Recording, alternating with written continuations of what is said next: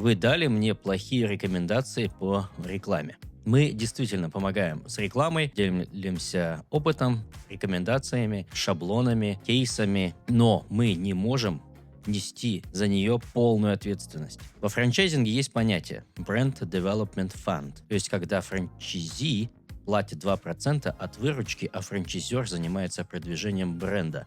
Мы этот сбор не взимаем. Каждый франчайзи сам решает, какой бюджет выделить на маркетинг, с кем работать, с каким агентством, или даже, возможно, самостоятельно. Мы можем подсказать, что работает лучше у нас или у других локаций.